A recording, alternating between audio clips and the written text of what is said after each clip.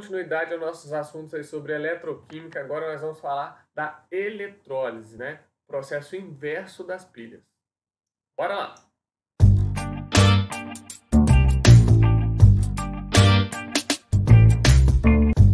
Olha só, pessoal, nós temos que lembrar isso, diferenciar. Quando falar, você vê uma questão ali sobre eletroquímica, você tem que prestar bem atenção. Está relacionando com pilha e bateria ou se está relacionando com eletrólise. Por quê? Porque a gente viu que nas pilhas as reações são espontâneas, não é isso? A variação lá, a voltagem, é positiva, né? Então, o que acontece? É uma reação química que produz, que libera, fornece energia elétrica, tá bom? As baterias simplesmente são associações de pilhas para gerar uma voltagem maior, uma diferença de potencial maior, tá bom? Agora, a eletrólise é o contrário. Já vou utilizar a energia elétrica para provocar reações químicas, ou seja, seriam reações não espontâneas, que não aconteceriam normalmente. Mas por que eu vou fazer isso, professor? Para várias aplicações. Um carro lá tem uma parte dele que é cromada. O que é cromado? É um processo de eletrólise que foi feito para dar aquele acabamento bonito ali. Ah, tal joia é folheada. O que é folheada? Ela é feita de um material mais barato, mas ela tem um revestimento ali de um metal mais nobre para evitar que ela sofra o quê? Que ela sofra corrosão. Tá? Então a eletrólise é muito utilizada, tem muita aplicação. Tá bom? É um método utilizado para a gente obter vários produtos que a gente precisa aí na indústria. Tranquilo? Mas lembre-se, pilha e bateria, eletrólise. Uma coisa é o contrário da outra, tá bom? O que mantém para a gente aqui, para nossa ideia principal? O que a gente falou? Cátodo e ânodo. Cátodo e ânodo mantém. Cátodo, consoante, redução. Onde ocorrer redução vai ser sempre chamado de cátodo. E ânodo vai ser sempre onde ocorre oxidação. Polo positivo e negativo a gente vai ver que muda, tá bom? Olha esse exemplo aí, ó. Aqui eu tenho representação de um processo que eu poderia provocar a eletrólise. O que significa esse tracinho aqui? Ó? Significa uma fonte de energia. Ou seja, eu posso usar uma bateria para provocar aquela reação química, eu posso usar um gerador também. Então, eu vou gastar, eu vou consumir energia elétrica agora, eu não vou gerar energia elétrica, tá? Só uma lógica aqui, esse traço maior, ele representa o polo positivo. Você sabe que toda bateria tem um polo positivo ou negativo, né? E aqui o traço menor representa o polo negativo. Então, o que eu falei com você? São reações químicas que vão ser provocadas pelo uso da energia elétrica. E por isso que eu tenho que ter uma bateria, uma fonte de energia ali. O que acontece? O lado positivo, ele vai arrancar os elétrons. Isso não é espontâneo. Não é igual a pilha lá, que quem oxida cede os elétrons. Não. Aqui os elétrons são arrancados pela fonte de energia. Ok? Então, quem vai estar perdendo elétrons vai estar sofrendo o quê? Quem perde elétrons sofre oxidação. Não é? Isso aqui vai ser chamado de quê? Ânodo. Aonde ele joga os elétrons é onde a gente chama de quê? De cátodo. E onde é o cátodo sempre ocorre redução. Viu o que eu falei com vocês? Isso não muda. Então a bateria ela arranca elétrons do seu lado positivo e joga, despeja esses elétrons no lado negativo. Então aonde estou arrancando elétrons, vai ocorrer o quê? Quem está perdendo elétron oxida. E quem está ganhando elétron vai reduzir. Tranquilo? Então isso aqui mantém, ó. Cátodo sempre vai ocorrer redução, ânodo sempre ocorre oxidação. Porém, nas pilhas a gente viu que o ânodo era o polo negativo. Por que na pilha era negativo, professor? Vamos pensar assim, na pilha é um processo espontâneo. E quem é o ânodo oxida. Quem oxida perde os elétrons. Os elétrons são negativos, então na pilha o ânodo é negativo. Agora, na eletrólise, os elétrons são arrancados dele. Então aquele lugar ali não vai ficar com muito elétron. Então vai ficar com a carga o quê? Positiva. É uma forma de pensar para você não esquecer disso aí. Ou você simplesmente lembra que polo positivo e negativo na eletrólise são invertidos. Fácil. Quais são os tipos de eletrólise que tem? Eletrólise ígna e aquosa. Aquosa você já vai lembrar na hora, que tem o quê? Água. Ígna quer dizer justamente isso. Sem água, tá? Sem água. E aí vão ser eletrólises de compostos iônicos. Lembra? Os compostos iônicos, eles têm a propriedade de quê? De apresentar carga. Só que se eu tiver ele lá sem água, ou seja, ele não vai estar dissociado. Então, eu não vou ter essas cargas. No estado sólido, eles também não apresentam carga. Eles formam ali o cristal iônico. Tá? O que eu preciso fazer? Eu preciso fundi-los. O que é fundi-los? é transformá-lo do estado sólido para o estado líquido. No estado líquido, os íons já vão ter liberdade, já vão poder ser atraídos por uma carga positiva, uma carga negativa ali da bateria, não é isso? E aí a reação pode acontecer. Então, a eletrólise ígnea, ela ocorre sem água e com o eletrólito, vamos dizer assim, aquele que vai sofrer a reação no fundido. O que é fundido? No estado líquido. Não esqueça isso. Para que isso tem que acontecer? Para haver a dissociação dos íons. Cloreto de sódio, que é o que a gente vai estudar aqui, NaCl. Sólido, não tem íons. Se não tem íons, não tem como sofrer eletrólise. Agora, o NaCl líquido, aí eu já vou ter uma maior liberdade dos íons Na+, e Cl-. Entendeu a diferença, né? Essa vai ser a eletrólise ígnea. Olha aqui, ó. O NaCl, esse deltazinho aqui significa aquecimento. Aquecimento para quê? Para transformá-lo em líquido e aí eu ter, sim, os íons para que a reação de eletrólise ocorra. Olha aqui esse mesmo exemplo que a gente tinha visto no slide anterior. Essas bolinhas verdes aqui, lembrando lá o modelo atômico de Dalton, né, que a gente pensa sempre que o átomo é uma esfera, a gente sabe que não é, mas a gente pensa assim, para facilitar nossa vida, seria a de cloro e a cinzinha aqui de sódio, tá bom? Então, olha só, o que acontece aí, ó? A gente tem lá, dentro de um recipiente, o NaCl fundido, ou seja, eu tenho esses íons lá dentro do recipiente. Eu ligo a bateria lá. O que ela vai fazer? Ela vai arrancar os elétrons do lado positivo, do ânodo. Esse lado, como tem carga positiva, quem vai ser atraído para ele? O cloro, que tem carga negativa. Então, o cloro vem para cá e sofre o quê? Sofre oxidação. Né? Aqueles que têm carga negativa vão ser atraídos por polo positivo para sofrerem oxidação. E aqueles que têm carga positiva vão se atrair pelo lado negativo para receber os elétrons e sofrerem o quê? Redução. É simples, né? Demais da conta. Então, se eu quisesse representar isso aqui para vocês, pelas reações, né? Vamos lá. Semi-reação de oxidação. Quem vai sofrer oxidação? O cloro. O Cl-. Oxidar é perder elétrons. Então, ele vai perder elétrons. Ó, elétron no produto. Né? Eu já sei, por exemplo, que o sódio vai ganhar elétron. Por que o sódio vai ganhar elétron? Porque ele vai reduzir. Então, elétron num reagente. Só para você lembrar disso aí. Ó. O que acontece aqui? Ó? O Na+, ele ganha um elétron e forma Na0. Lindo, maravilhoso. Né? Aqui ele está líquido, aqui ele está sólido metálico, que a gente fala, quando ele está no estado sólido. Beleza, ele reduziu. Porém, o que os alunos costumam confundir é a questão do cloro. Cloro, bromo, iodo e flúor. Eles não formam moléculas monoatômicas. Só os gases nobres são assim.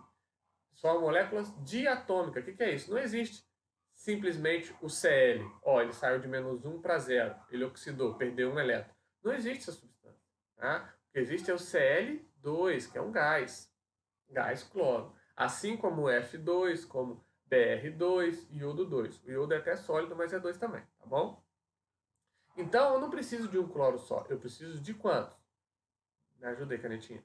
2 cloros. O que acontece? Cada cloro perde um elétron. 2 cloros vão perder 2. Tá? Então, 2 cloros vão perder 2 elétrons, formando o Cl2. Está balanceado, está tudo bonito, eu vou voltar para te explicar. O cloro negativo é atraído pelo polo positivo, ele vai sofrer oxidação, ele vai perder, ele vai liberar elétrons, tá bom? Só que o cloro menos, ele forma Cl2, assim como o F menos forma F2 e o Br menos Br2, né? E você já entendeu isso. Então, eu preciso de 2 cloros. Você pode observar que substância simples, o NOx é quanto, gente? 0. Então, de -1 para 0, ele aumentou 1, ele oxidou. Né? Então, um elétron. Mas como são 2 cloros, 2 elétrons. Para a gente ter a reação global, a gente tem que cortar a quantidade de elétrons, lembra? Então, eu vou precisar de 2 átomos de sódio, 2 íons sódio, cada um ganhando um elétron, então o total precisa de 2 elétrons para formar 2 sólidos. A reação global é o resultado dessas duas reações, né? Corta os elétrons, que aqui perdeu 2 elétrons, aqui ganhou 2 elétrons. O que sobrou? Ó, sobrou 2 Cl- e 2 Na, formando o quê? Formando o gás cloro. Isso é importante, porque toda questão vai perguntar a liberação de gás. Formando gás cloro e 2 sódio metálico. certo? O metal formar uma substância sólida, metálica. Os halogênios ali vão formar substâncias gasosas, com exceção do iodo. Tranquilo? Entendeu? Se eu fosse, por exemplo, aqui, ó, o KBr, professor, KBr, ígneo sem água, fundido, K mais, Br menos. O Br menos vai para o ânodo para sofrer oxidação, vai liberar elétrons, vai formar o Br2. O potássio vai para o cátodo, sofrer redução, vai formar potássio metálico. Lembrou, né? Pegou, esse é fácil. Ígneo é fácil, né? O nosso problema mesmo é quando a gente fala de eletrólise aquosa. Por que eletrólise aquosa? A água, ela sofre auto-ionização. O que é auto-ionização? Quando a gente estudou lá equilíbrio químico, você aprendeu isso. Ela gera íons, né? Ela se ioniza, formando o íon H+, e o íon H-. Além da água, você vai ter um sal dissolvido, que também vai gerar um íon positivo e um íon negativo. Você vai ter 2 íons positivos e 2 íons negativos. Isso vai gerar uma competição. Ou seja, o íon positivo da água ou do sal pode reduzir e o íon negativo da água ou do sal pode oxidar. Entendeu? Então, olha só. Exemplos. Olha aqui, ó, o íon H+, gerado pela própria água, ele pode reduzir formando H2. E a hidroxila formada pela água pode oxidar formando o gás O2. Nós vamos ver essas reações. Eu, como professor, tenho a obrigação de passar isso para vocês, para você estar preparado da melhor forma possível para resolver essas questões. O que eu dou de dica para vocês que estudam um monte de coisa, um monte de matéria, é o que? Lembra dos produtos. Se a água sofrer redução, ela forma o gás hidrogênio. Por que o gás hidrogênio? Pensa comigo. O hidrogênio aqui, ó, ele é mais um. Vou colocar aqui, ó, mais um. No gás hidrogênio, ele é zero. O que sofreu com o hidrogênio? Reduziu. O oxigênio, tanto na água quanto na hidroxila, é -2. E o gás oxigênio é quanto? É zero. De -2 para zero, ele oxidou. Então, você vai lembrar que se a água sofre redução, forma o gás hidrogênio. Se a água sofre oxidação, forma o gás oxigênio. Além disso, é importante você lembrar que todo assunto de química você sabe que é relacionado com pH. Se vai formar hidrogênio, se a água vai reduzir, vai consumir os íons H+. Então, vai sobrar íon H-. O meio, ele fica o quê? Ele fica básico. Entendeu? Eu vou consumir o H+, mas vai sobrar o H-. Meio básico. Se a água oxida, consomem os íons hidroxilas e sobra o H+. Aí o meio fica o quê? Ácido. Tranquilo? Então, lembrou? A água reduz. A água reduz, forma gás hidrogênio, o meio fica básico. A água oxida, forma gás oxigênio, o meio fica ácido. Como que você vai saber se a água vai ou não oxidar? Nós temos umas preferências. Uma preferência para reagir no cátodo, uma preferência para reagir no ânodo. O que a gente sabe? Se é para reagir no cátodo, é para sofrer o quê? Redução. Então vão ser aqueles íons de carga positiva, né? Que o professor animal poderia ter muito bem chamado de cátion. Só para você lembrar, né? Então, ali vai ter uma competição entre os cátions para sofrer redução. No ânodo, a gente sabe que ocorre o quê? Oxidação. Jesus amado. Quem é que vai concorrer ali para sofrer oxidação? Os íons de carga negativa, que são conhecidos como ânions. Eu vou te dar uma dica. Bem rápido. Tá vendo que eu coloquei ali uma tabela de preferência? Você tem que lembrar quem ganha da água. Ou, tipo assim, para reduzir, quem são os metais que vão ter preferência em relação à água? Os metais de transição. Ferro, chumbo, prata. Chumbo não, me desculpa. Volta. Ferro, níquel, prata, zinco, ouro. Beleza? Os metais de transição, que eles ficam ali no meio da tabela periódica. Aquelas 10 famílias ali no meio. Esses ganham da água. Se não for o metal desses, quem vai reduzir? A água. Vai formar hidrogênio e vai ter um meio básico. Ótimo. Preferência para reagir no ânodo. Quem tem preferência sobre os ânodos? A água, para oxidar. Os elementos da família 7A. São só 3, gente. Não esquece disso. Cloro, bromo e iodo. Na verdade, cloreto, brometo e iodeto. Porque para oxidar ele tem que ter a carga negativa, tá? Aí ele vai formar uma substância simples de NOx zero, aí ele vai ter oxidado. O flúor é a exceção. Então vamos lá. Positivos que ganham da água, quem são eles? Metais de transição, os no meio da tabela ali. Negativos que ganham da água, cloro, flúor e iodo. Se não for nenhum desses, quem vai prevalecer na reação ali? A água. E aí você sabe o que vai dar, né? Exemplos, professor?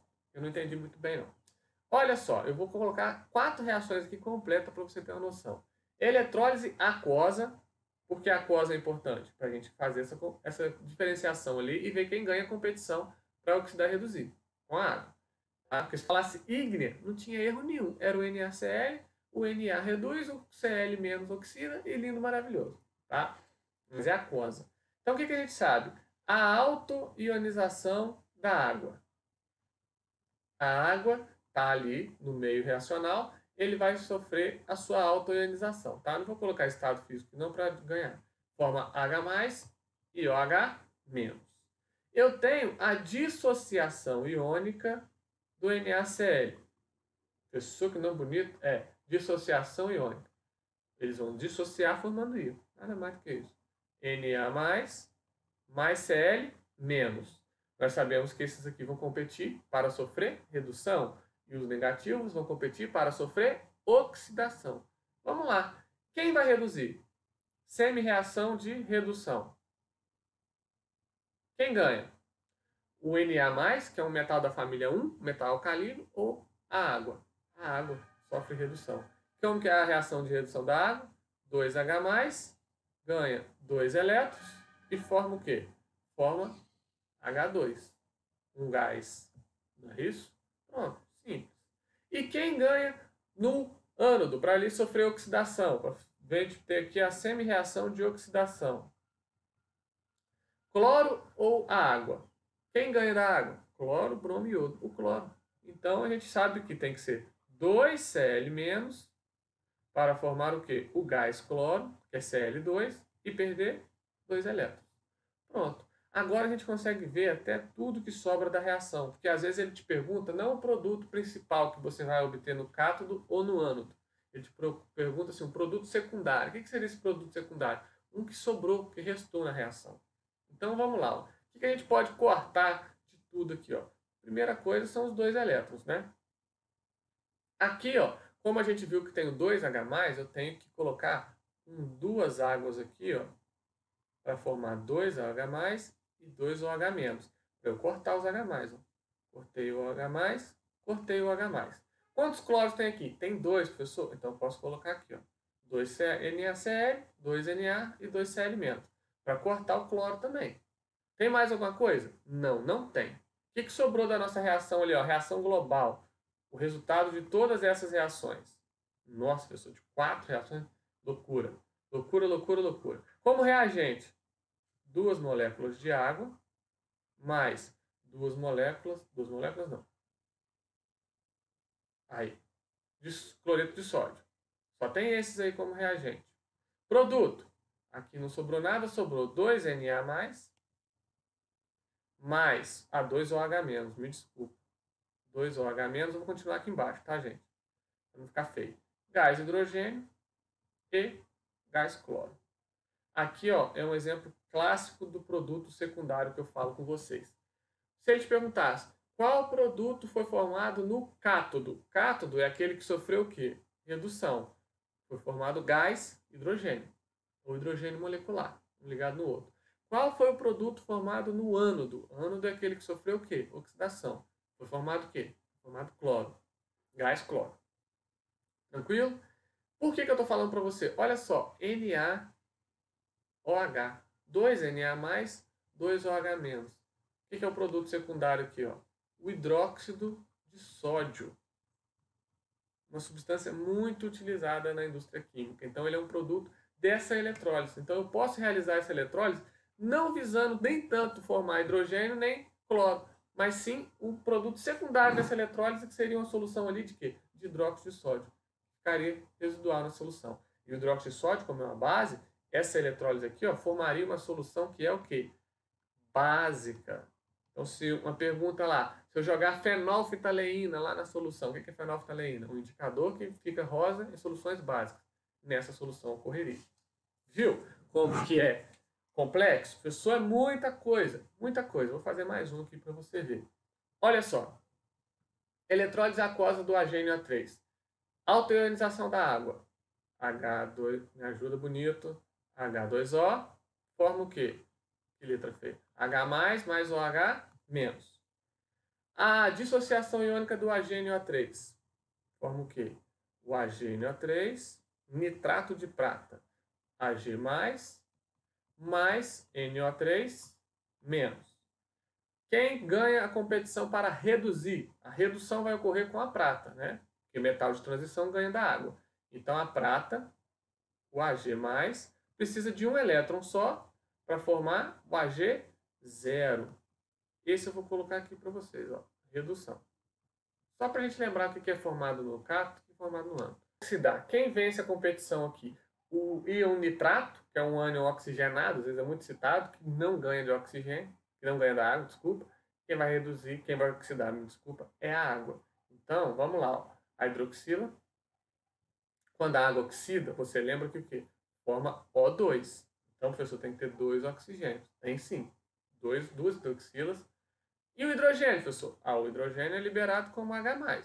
Ele continua mais um, como era antes, então não teve problema aí não, tá, gente? De balanceamento. Só que são 2 hidroxilas, cada uma tem um hidrogênio, vão liberar 2H+. E a quantidade de elétrons? Lembra que ele está sofrendo o quê? Oxidação. Pensa comigo, o NOx do oxigênio aqui é -2 e aqui é 0, tá? Então, de -2 até 0, cada oxigênio liberou 2 elétrons. Só que são quantos oxigênios aqui? São 2. Então, vão liberar 4 elétrons. Poderia colocar essa fórmula aqui simplificada, professor, com uma hidroxila só, meio O2, 1H+, e 2 elétrons? Poderia, tá? Mas assim também, dessa forma, não tem problema nenhum. O que a gente vai consertar aqui para sair cortando depois? Ó, 4 elétrons, eu vou multiplicar isso aqui por 4. 4, 4 e 4. Consigo cortar os elétrons. Quantas hidroxilas eu tenho aqui? Ó? Eu tenho 2, então eu vou multiplicar aqui por 2. 2, 2 e 2. Cortei as hidroxilas. A prata, quantas Ag+ tem aqui? 4, professor. Então, 4, 4 e 4. O que eu faço aqui? Corta a prata. Agora sim, ó. O que sobrou de reação, de resumo global dessa reação aqui? Ó? Sobrou 2 moléculas de água, mais 4AgNO3, nitrato de prata. A caneta tem hora que falha. Não tem mais nada no reagente, mas como produto, 2H+, mais 4NO3, menos, mais 4 prata sólida, metálica, e O2. E aqui, ó, eu vou apagar, porque, olha só, na última reação, também tem quantos H+? Tem 2, ó. Então, 2 aqui, mais 2 aqui, 4 no produto da reação global. Beleza, tá aí a reação completa de tudo que aconteceu nessa eletrólise. Complexo, eu sei. O que você tem que lembrar aqui? Ó? O que foi formado no cátodo? Cátodo é redução. Foi formado prata metálica, se depositou lá no eletrodo. O que foi formado no ânodo? Ânodo é oxidação. Quando a água oxida, forma o quê? Forma gás oxigênio. Então você vai ver as bolhas foram formadas ali. Tá? E aqui? O que sobrou como produto secundário dessa reação? H+, NO3 mesmo, menos, desculpa, formou o ácido nítrico. Como o próprio nome fala, essa solução vai ser uma solução que ácida. Para facilitar um pouco sua vida, vamos supor que você vai fazer uma questão, igual a questão do Enem, por exemplo. Aquelas questões que vi com todas as reações é muito cobrada em questão de vestibular, que tem segunda fase, prova discursiva, de química, principalmente quem está estudando medicina aí. Tá? Aí é puxado mesmo. Agora, a questão de Enem ou outras questões vestibulares, elas normalmente querem saber simplesmente o produto da reação daquela eletrólise, tá bom? Então, eu vou ensinar um jeito mais fácil para você. Então, ó, se eu perguntasse para você simplesmente quais são os produtos da eletrólise aquosa do sulfito de potássio. O sulfito de potássio, ele forma o quê? Quando dissolvido em água, 2K+, e o SO3, menos 2. Aí você faz aquela comparação com a água. Quem vai sofrer redução? O potássio, que é um da família 1, ou a água? Professor, da família 1 não ganha da água. Então a água reduz. Quando a água reduz, forma o quê? Gás hidrogênio. Né? Quem vai sofrer oxidação? Esse ânion aqui ou a água? Quem ganha da água? Flúor, cloro, bromo e iodo. Não é nenhum dos três. Então a água vai reduzir e vai oxidar também. E quando a água vai oxidar, vai formar o quê? Gás oxigênio. Viu? Você só determinou o produto que vai ser formado no cátodo, onde sofre redução, e no ânodo, onde sofre oxidação. Não tem problema. Se fosse, por exemplo, a eletrólise aquosa do AgBr, brometo de prata. O AgBr forma o quê? Ag+, o NOx da prata, quando dissolvido em solução, é sempre mais um, e o Br menos, um halogênio, carga menos um. Quem ganha da água? Todo mundo aí, né? Todo mundo ganha. A prata ganha da água porque é um metal de transição, então a prata reduz, vai formar o quê? Prata sólida, sem carga, zero, metálico, né? E quem oxida? Quem oxida é o bromo. Só tem que lembrar que não é Br só, né? Ele vai formar um composto bimolecular, desculpa, diatômico, que é o Br2. Pronto. Então o produto dessa eletrólise no cátodo é a prata metálica. E o produto dessa eletrólise no ânodo é o bromo. Tranquilo? Então, se você quiser simplesmente saber quais são os seus produtos formados, você simplesmente lembrar de fazer aquela comparação com a água. Show! Na próxima aula, vou corrigir só questões sobre isso aí que a gente viu. Não perde não para ver se você aprendeu mesmo. Valeu!